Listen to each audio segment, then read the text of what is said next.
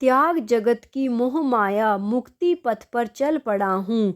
तोड़ जगत के सब ही बंधन, निपट अकेला निकल पड़ा हूँ।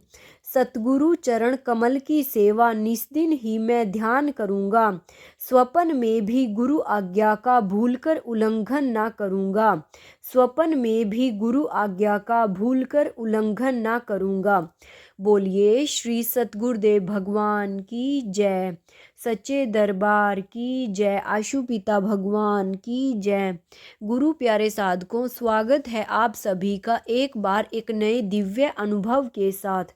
आज का जो अनुभव है, इसका टाइटल है इस प्रार्थना को भी जल्दी सुन लीजिए। यह जो अनुभव है, यह है पूनम गर्ग जी का, जो कि रहने वाली है गोविंदपुरी, दिल्ली की। तो चलिए सुनते हैं पूनम जी का अनुभव। एक दिन अंत्य अनुभूति के इस पृष्ठ पर पब्लिश होने वाले एक अनुभव को मैं पढ़ रही थी। अनुभव को पढ़ने के तुरंत बाद मैं साधना में बैठ गई।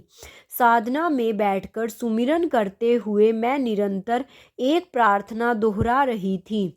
मुझे भी आपके दर्शन करने हैं, मुझे भी आपके दर्शन करने हैं।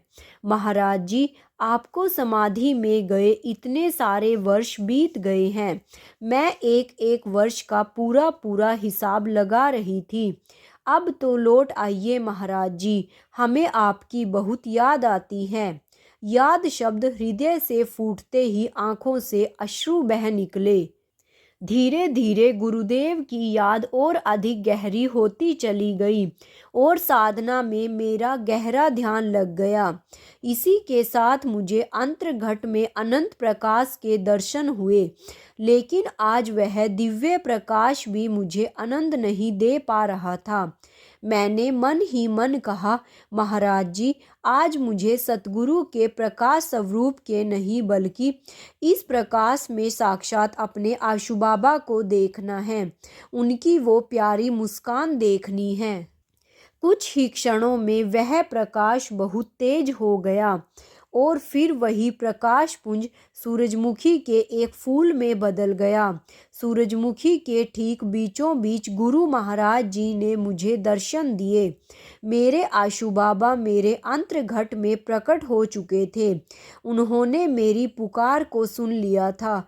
इस दृश्य को देख मैं बहुत आनंदित थी। आज अंत्य अनुभूति के इस पृष्ठ पर अपना अनुभव साझा करते हुए महाराज जी, मैं आपसे यह कहना चाहती हूँ कि मेरी छोटी सी प्रार्थना को सुन लेने वाले मेरे गुरुदेव, मेरे इस प्रार्थना को भी जल्दी सुन लीजिए। हे गुरुदेव, आप शीघ्र समाधि से लौट आइए। धन्यवाद। जय महाराज जी की। जय श्री राम। ओम श्री आशुतोषाय नमः।